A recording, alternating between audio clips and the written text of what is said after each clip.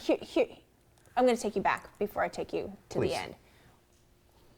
Why did you ever take this job in the first place? Long-term troubled agency, you're a successful businessman, you didn't need this job. It was a totally unexpected vocation that ultimately answered because it was God's call. Although the governor and his team had pitched me on other agencies, I knew the only agency that I was called to serve would be DES because I come from a bit of poverty myself and similar circumstances to tens of thousands of our clients. Do you think, this is the question on everybody's mind, do you think you were wrongly terminated?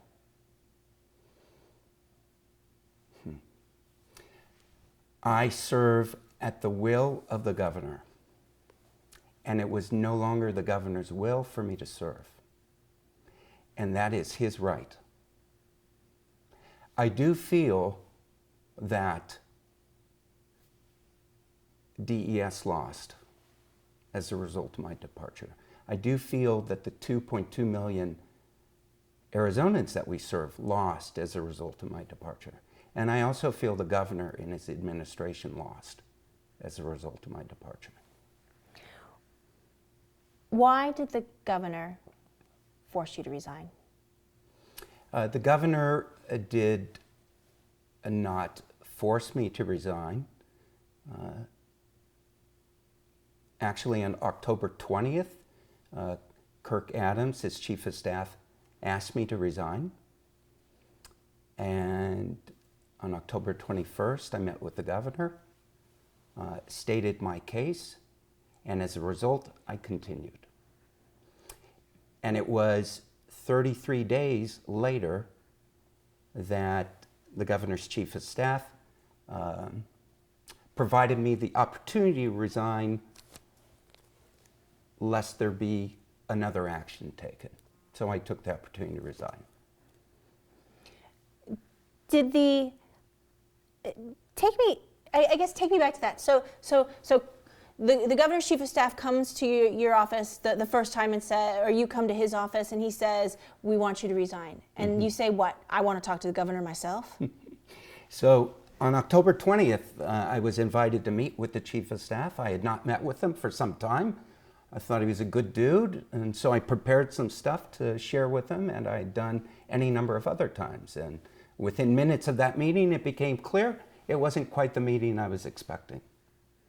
So what I'm sure he would have liked to be a 10 to 15 minute meeting turned into a 90-minute meeting. And as a result of that, I pressed to meet with the governor the next day. What were the governor's reasons to you why he initially and then ultimately needed you to resign? Yeah. The governor's a very, very good man. And what he expected to be a short meeting proved to be a very long meeting. And as I did the day before, I stated my case. Things we'd have accomplished, things we were yet to do. I stated my case, which was the agency's case. It's the Arizona case. The governor did not speak much. He listened, which I appreciated immensely, knowing full well that at the end of what I shared, he may have said, I'm sorry, it's time to go. And I was ready to accept that. He did not speak specifically to allegations that I was never made privy to.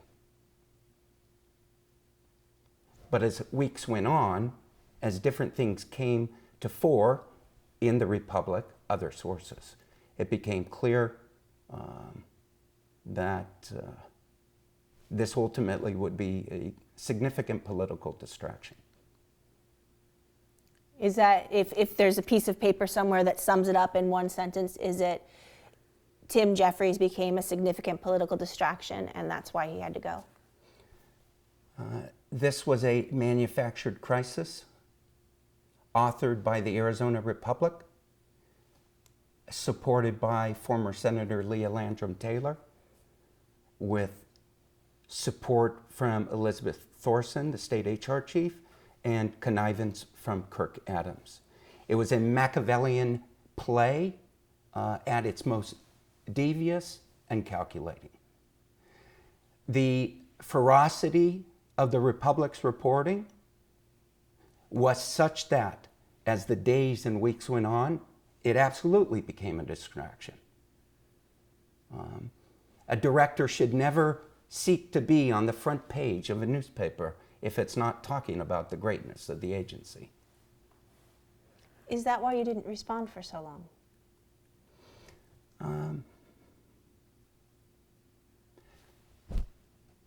I'm a very passionate fellow, and I throw myself into everything. And as a result of it, I can generate great affection and fondness and love, but I also can generate great derision and loathing. Yes, there are tens of people who took great exception to things I was doing, but thousands of colleagues supported it wildly. In fact, I've heard from over 1,000 DES colleagues since I departed. Emails, text messages, Facebook messages, postings. And they, similar to me, were grieving the loss of something dearly loved. And given my passion, I thought it best to just step back. It was the holidays, more important things to focus on. I also wanted to see what else unfolded in the papers, so I could respond in totality.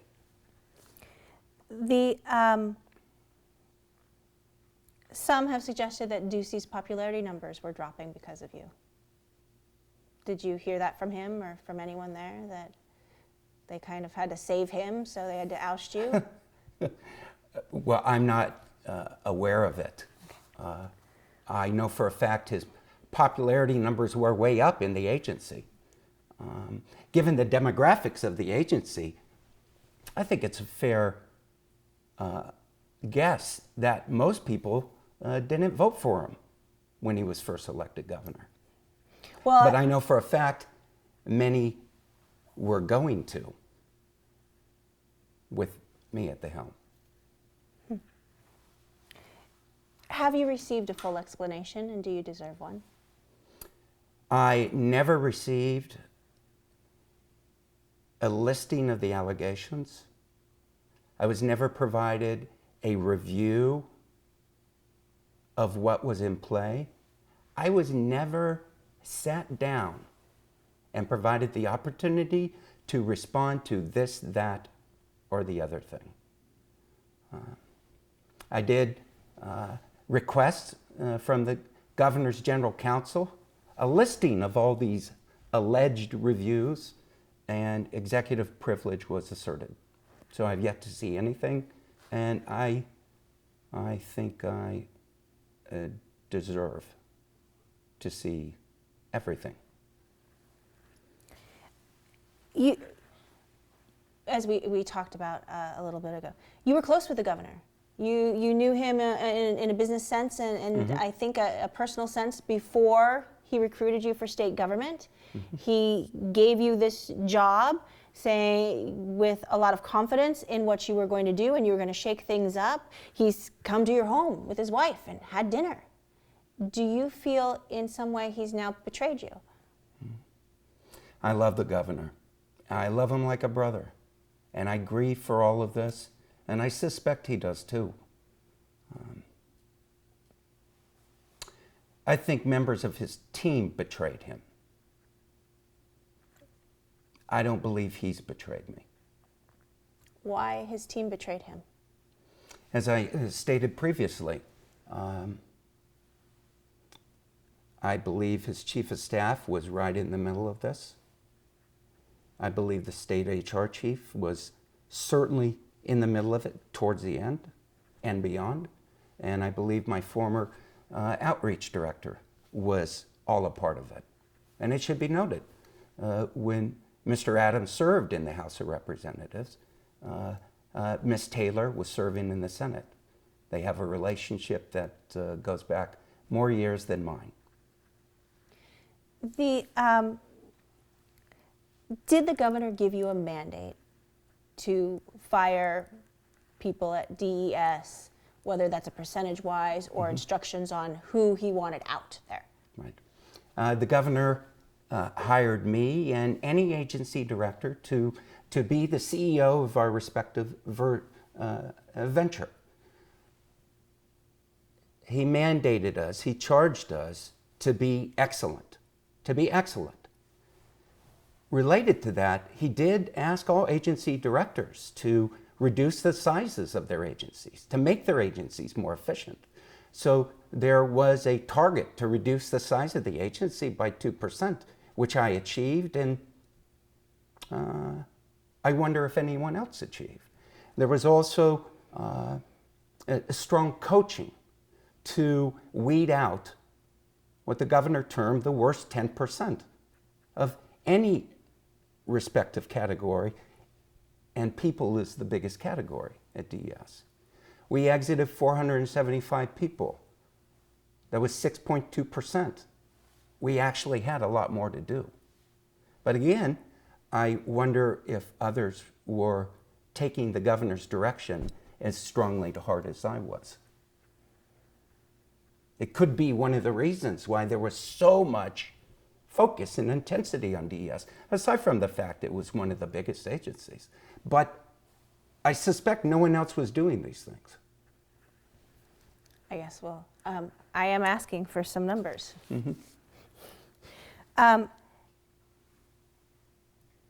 Were you careful enough in making sure that the people who were fired deserved to be exited from your agency? Of the 475 folks that were exited, I was only directly involved, apprised of 20 to 30 of them. The rest were a function of me trusting the team to do the right thing. In aggregate, I still feel confident that the team sought to do the right thing. Most of our workforce is at will. And so the level of documentation that the Republic insisted should exist is not necessarily the case. At will is at will. I'm certain my HR file is sterling at the state, but yet I've departed. Why? Fundamentally, I'm at will. Were mistakes made along the way? Perhaps. Absolutely. We're a human venture, which means we're as imperfect as it comes. God bless the 40 folks who were offered their jobs back. A heck of a Christmas present. I didn't know most of them. I knew a handful or two of them. And that handful or two should not have been rehired. And I think it's ridiculous and an embarrassment that they were. Do you feel like you owe an apology to any of the people who were fired or rehired? Well, I love people. And I always feel terribly when people suffer. I feel terribly that people that worked for us then became our clients, our customers. Yet many people who still work for DS are clients and customers. If anyone was poorly treated, wrongly exited, I feel terribly sorry about that. And perhaps in that 40, there are a couple. But I don't think it's 40. Did the governor ever tell you to stop firing people? No. Was the governor and his chief of staff aware of how many people were being fired from the department? Absolutely. How do you know? Above and beyond reporting that came from agencies, I am a prolific communicator. I would regularly send email updates to the governor, to his chief of staff, to the COO in various formats for various reasons. Throw into the mix when I hit major anniversary dates, 30 days, 120 days, 200 days, 500 days. I would prepare an update deck for the governor, and more often than not have the blessed opportunity to meet with him and brief him personally. Everything was happening in plain sight. Throw into the mix, go to YouTube, and you'll see 60, 70, 80 videos.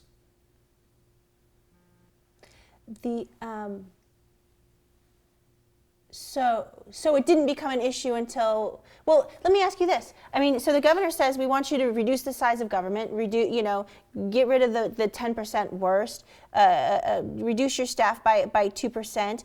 Did you and he never have a discussion that some people might be upset about this and complain? No. This was government at the speed, I'll add intensity and accountability of business. Now, I didn't seek to run DES as a business per se. I sought to run DES as a multi-billion-dollar, best-in-class nonprofit. And the very best nonprofits are focused on excellence and accountability. That's how you honor your best people. You hold everyone to their standards. Was that a miscalculation, though, never to discuss what happens when some of these hundreds of people we plan to let go complain? Well, a Google of my name and various articles will show that from the very beginning, people were complaining that they were being fired. I was a change agent. I was a transformer. I was going to hold everyone to the highest standards of the very best people in the agency. And for entrenched, self-serving, self-sanctimonious bureaucrats, I was the ultimate threat. In the beginning, many thought they could wait me out. But then as their numbers reduced, they became more desperate. And I think it's fair to say the attacks became more urgent. I always knew I was going to bleed in this role. And I was okay with that. But ultimately, this manufactured crisis bled me out and killed me politically. Do you wish you could take back bullies, liars, and multi-year bad actors? That statement? No. I am a plain-spoken guy. A bully is a bully. A racist is a racist. A sexual harasser is a sexual harasser. I don't sugarcoat these things. I don't sugarcoat them at all, and I never will. What I do regret is some of my unforced errors. Hey, it was my First Amendment right to send a note to my colleagues that I was going to Lord's. The email was deliberately opaque. But look what that one email cost. So much press, so much excitement, so much passion and rancor. Additionally, in September, I read a piece on the differences between alcohol and marijuana. I thought it was a very good piece. I was actually sitting watching a football game. I thought this is a good piece. I want my colleagues to be informed citizens. So I sent it to them. You be the judge. That's all I said. And I was in the Republic 10 days straight. So I wonder if I had not sent an email titled Lords, and I had not sent an email stating you be the judge, just those two emails, I wonder if I would have had enough capital to draw down through the most recent crisis. But that's just a whimsical musing, I guess.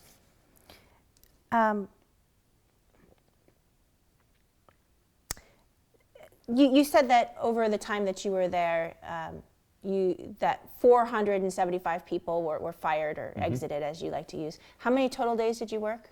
633 days. So almost one a day. Thereabouts, but I'll make a couple comments. If you look at the termination rates of my predecessor, it was approximately 30 a month. I mean, it's a massive agency. Bad hires are made. Bad things happen. And I think in the end, we exceeded 40 a month. Why is that? Well, same bad hires, same bad things, but yet intense focus on accountability. But here's the even more interesting metric. Of those 475 people, only one filed legal suit, and she withdrew the suit. Only 2 filed grievances with the personnel board, and both terminations were sustained. A lot of people called the governor's office. Which is their right. Whether they voted for him or not, he works for all of them. I don't have too many more questions on. I know this is kind of the big issue, so Yeah, I wanted sure. to make sure we cover it. What was the firing process? How were people selected? How many people saw the paperwork and from what agencies before it was approved? Circumstances varied in any number of terminations. At one end, it could be someone who consistently failed to achieve a personal improvement plan, a PIP. Another could be an outbreak of horrific behavior. In fact, one of the people highlighted as a martyr in the Arizona Republic, she had been terminated because she berated another Arizonan and said, "You're lucky you're on the other side of the counter." Over and above that, restructurings took place. You got new leadership, new management comes in. And so people who had iron grips on their respective positions, some of them were exited because changes are made. So it really varied. But one thing never varied, and that is everything was signed off by the Arizona Department of Administration, because the HR chief of every agency in the state is an employee of ADOA. So the contentions from ADOA that they weren't involved, they weren't aware, is just categorical nonsense.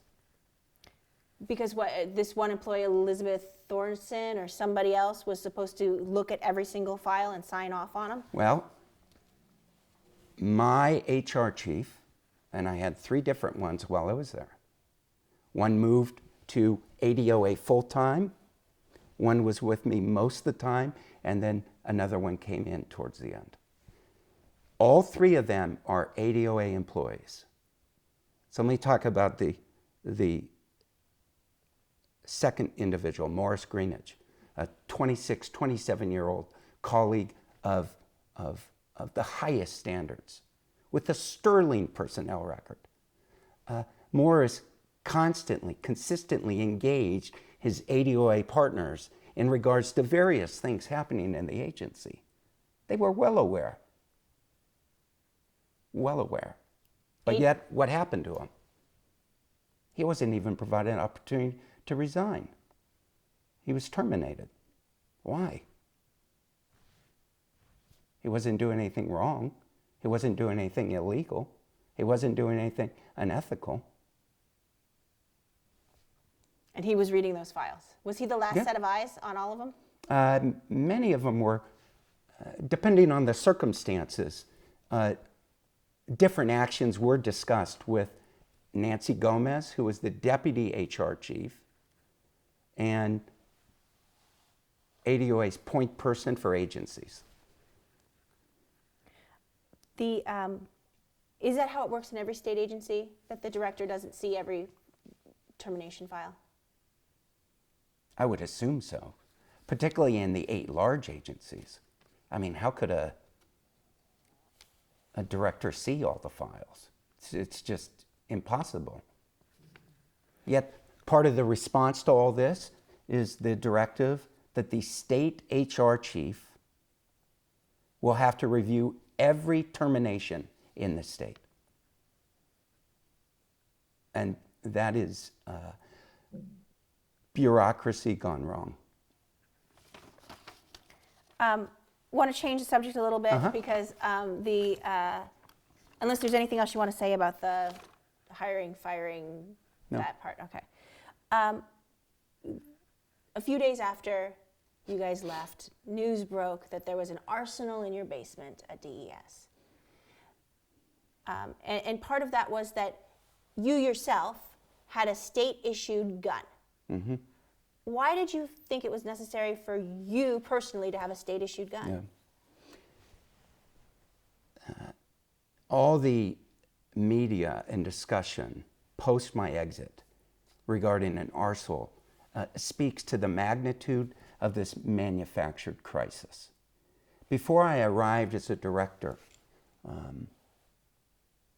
over 30 of the 77 service centers statewide had armed guards. There were over 50 armed guards deployed throughout the state. We did an internal analysis that determined that it would be less expensive and actually higher quality to bring those positions in-house. And as a result of the San Bernardino massacre, which occurred at a social service center, I made the decision to expand the number of service centers with armed guards. And I did not do that in a vacuum. As I traveled the state and I visited all 164 sites, colleagues were pleading and begging for armed protection. Not just because of foes and fears of international evil, but also because of domestic sources, which commenced well before I arrived. So we were bringing guards in and expanding the number to protect the maximum number of colleagues. In concert with that, where we had veterans of the highest level in police, sheriffs, we were open to arming them too. Lastly, early on, around the time of either the first or second death threat I received, I was provided a loaner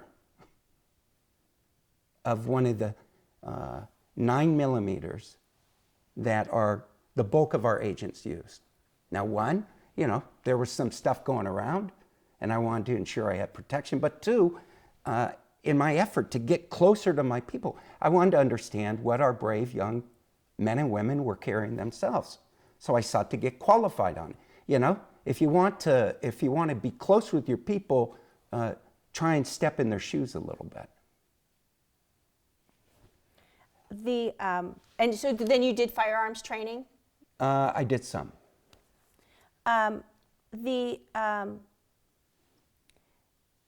Why did all of this seem a surprise to the governor's office? Or to DPS? Like suddenly they're like, hey, oh my gosh, there's an arsenal in the basement. Did they not know you were doing this? As I stated, this is a manufactured crisis designed to bleed me publicly and to destroy me politically.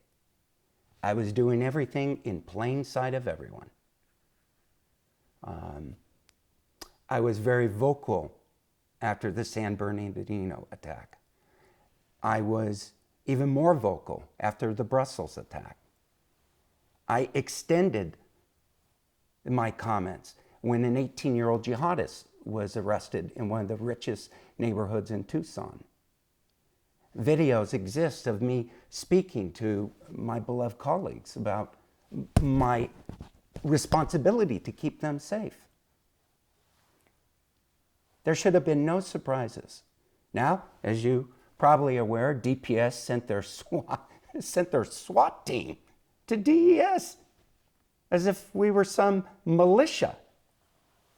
And what was ultimately assessed is for the number of guards we had, the number of guards we were hiring, all certified by DPS, by the way, we had the appropriate number of firearms and ammunition. And our ammunition policy was in line with the DPS policy. And ADOA must have known you were hiring people and making Of the course. purchases, right? Like Yeah. somebody, somewhere. For people to feign surprise is an absolute joke and a complete waste of taxpayer time and money. Let me turn now to sensitive investigations. Probably the one that people will remember is the Representative C.C. Velasquez, right? Did that investigation start before you came in? It commenced before me, and Ended after you left, because she wasn't sentenced until after. Yeah. Yeah. The investigation commenced before me and was largely unattended because the prior administration did not want to pursue an elected member of the legislature for corruption. Why? You're just new to government. You come in, they go, we got a state legislator on the possibly who has committed food stamp fraud. And you say, go for it. I met with the Inspector General early on, Mr. J. Arcelana, another great public servant who was unceremoniously terminated, even though he had done nothing wrong. And early on, I asked him to help me understand investigations and to help me understand if anything had been buried. Because what our citizens deserve is uniform enforcement. And what our citizens deserve is the ultimate transparency. So he shared that this one investigation had largely been buried. And I said, unbury it and pursue it. Work with the Attorney General's office and pursue it. Ultimately, the Attorney General's office determined it should go to the state grand jury.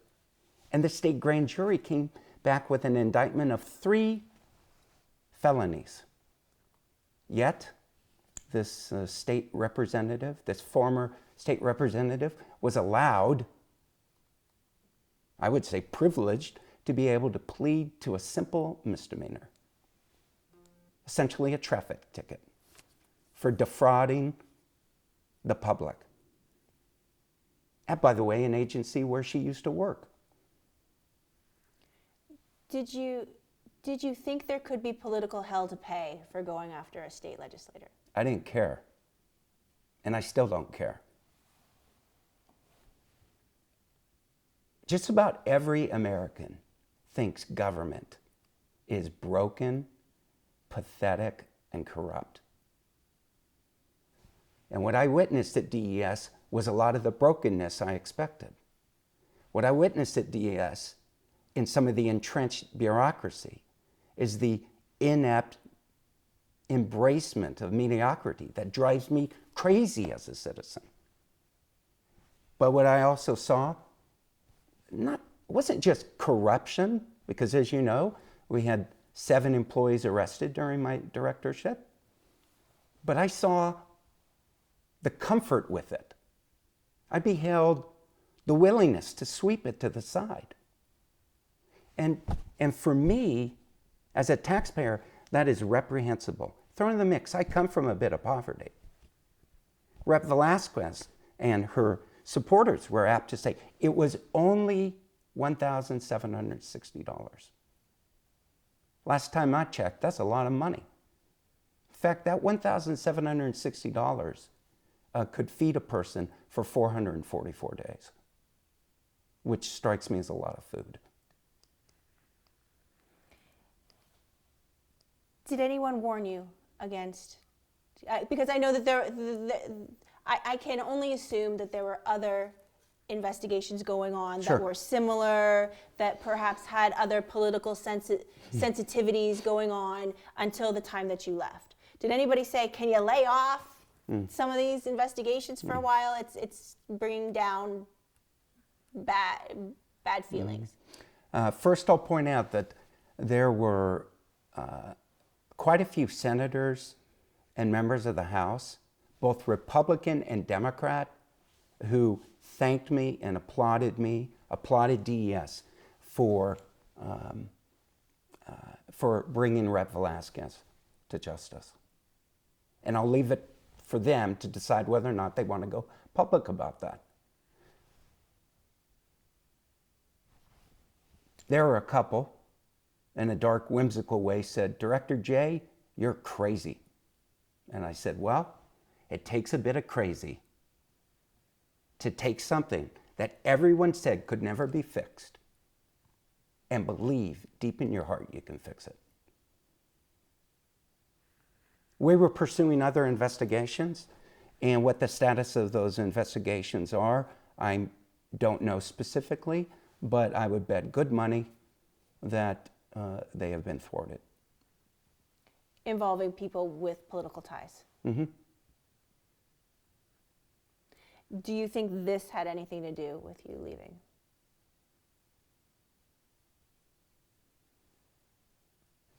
There's always heat around me because I am a passionate guy and I am focused on doing what's right.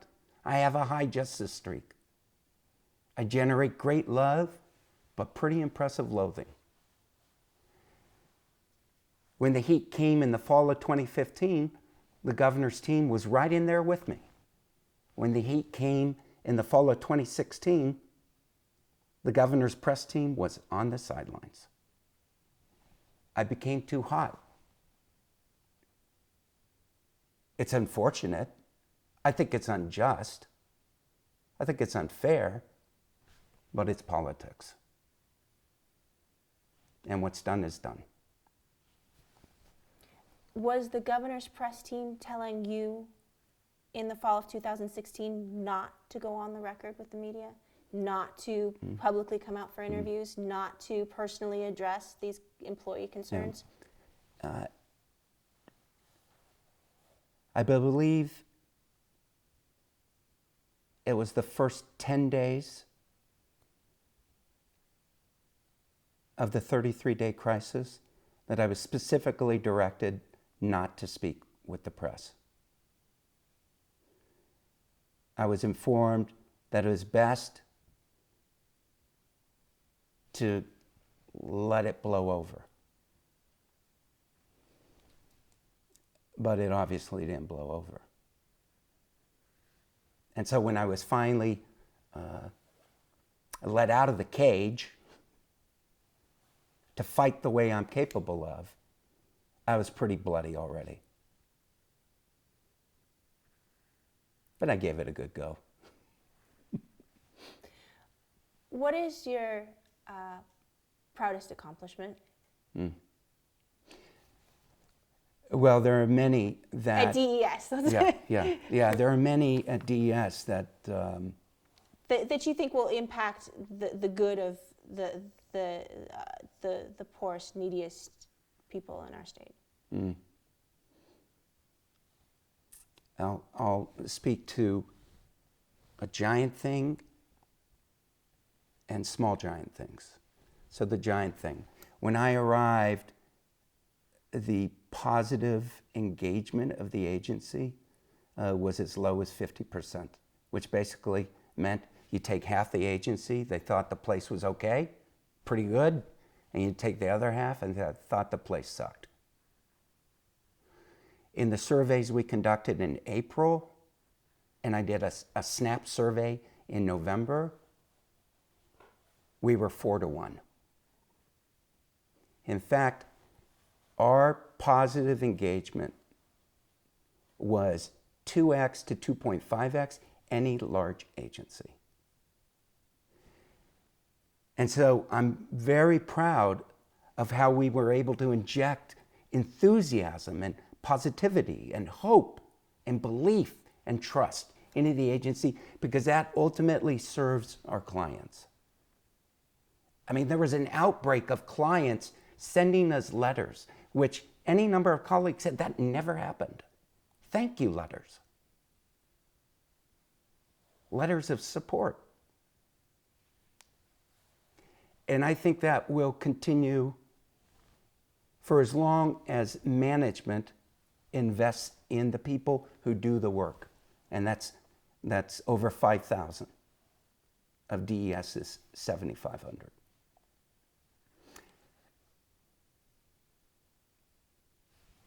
As a Roman Catholic, as a devout Christian, what I will never forget is the 7 colleagues who reached out directly to me, unbeknownst to everyone they knew, to tell me they were homeless. And I always be very grateful for that privilege to help them. And every one of them has said they'll speak with the press. And I've asked every one of them just to stay silent, because I would never want anything to happen to them. You help them find houses, homes, places to stay, or with what they needed to get in a stable situation? Mm-hmm. My beloved wife, Mary Frances, and I lovingly invested well in excess of $40,000 of our own money serving the poor and disadvantaged that we love, that I was privileged to shepherd at the agency. I wish I would have served longer than 633 days, because I know I could have continued the great spirit in the agency, and I know I would have been in a position to continue to save lives. Save lives, how so?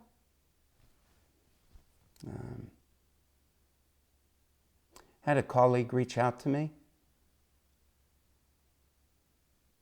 Essentially, she was homeless.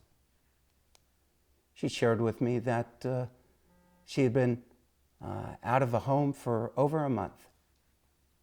And in great tears, after she had talked about how hard it was to sleep in her car and how worried she was for her safety, she confessed to me that she had slept in a DES closet for 2 weeks.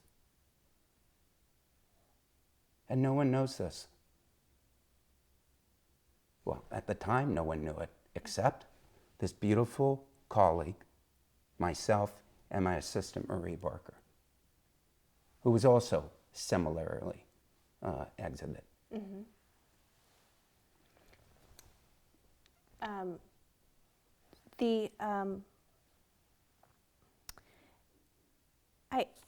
I wanted to ask you about one other thing. Yeah, please. Because there was one, the Nogales drinking story. Yeah. What's your specific question? Did you get people to sign off on becoming at-will employees, then take them out for a beer? Several comments. When I arrived at the agency, 1,800 colleagues were covered employees. Mm-hmm. In my final days, we were at about 350. Mm-hmm. And only 50 had departed. So of that 1,450 delta, only 50 had departed the agency. Some exits, many retirements. So the 1,400 that were still with us, they went uncovered because they believed in what was happening with the agency. They believed that I was going to continue to provide merit payments. And so the celebration in Nogales was all about an entire office taking this great leap with this new DES that we ultimately termed the Great DES. And yes, after work, after clients were served, I took them to a restaurant that they desperately wanted me to go to with them. And I bought them some beers, some wine, some sodas, some food. And it's not the only office I ever did that for. I mean, in the private sector, in the nonprofit sector, it is common for people in leadership to expend their own funds to invest in their people. Throw into the mix, Nogales had never been visited by a director. And this was my second trip there. And by the way, no one in Nogales was ever called. There was no review. There was no investigation. In the private sector, people, a boss would go and buy a round of drinks for... Oh, yeah, absolutely. And you used all your own money for that? Absolutely.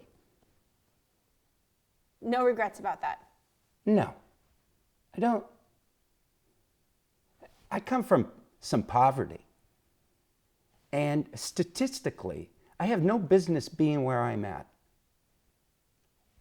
A lot of education, happy family, etc. Because I didn't come from any of that. And so when you come from poverty, it doesn't take a lot of money to feel like you have a lot of money. So I feel like I have a bit. But I don't think it's mine. I think it's the good Lord's, and it's my responsibility to steward it. So where I can invest in saving someone from homelessness, where I can invest in a whole office that has never seen a director, let alone had a cerveza with them, I'd do it all over again, because that's a good practice.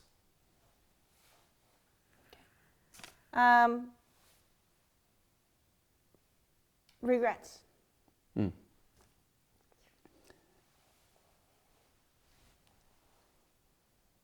One of the reasons I was willing to accept this unexpected vocation is because I viewed it as a pure public service role. It wasn't an elective office. It was appointed office. I would often say, I'm not a policymaker, I'm a policy implementer. And I was implementing the governor's policies and directives and desires in a way that I've done other places. I regret not being more cognizant and aware of politics, let alone the viciousness of politics. Loving people and trusting people is one of my greatest strengths. But it's also an epic blind spot. And I loved and trusted some people that did nothing but slash me up and down behind my back. I regret I was so blind to that. What do you want to say to the workers of DES in Mass who are still there? To the colleagues at DES that I was privileged to serve for 633 days, I tell you, I love you. And I always will. And the 633 days you bless me with will always be 633 of the best days of my life. I told you all, I promised you all I'd be there longer, but it didn't shake that way. And that's okay. We'll all be fine. And many of you already know how to reach me. Feel free to send me a note.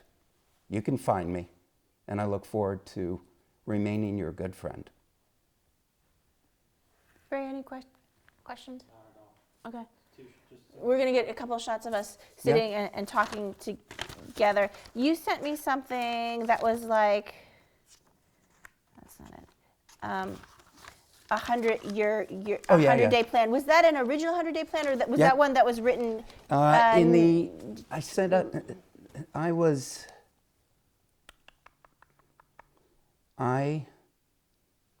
always have a plan.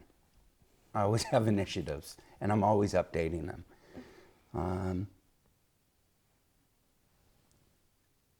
But the 33 days of crisis were unrelenting. And about 20 to 25 days into it, I knew I was bleeding out. But I never stopped doing my work. And so I sent the 100-day plan to the governor, which was similar to other 100-day plans. And I do believe that was, part of the assessment as to whether, I should stay or go. I think it was tough for some for me to be gone.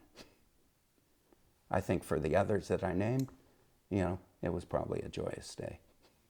Yeah. You hired Leah Lantern Taylor, didn't you? I did. Yeah. Yeah. What a shame.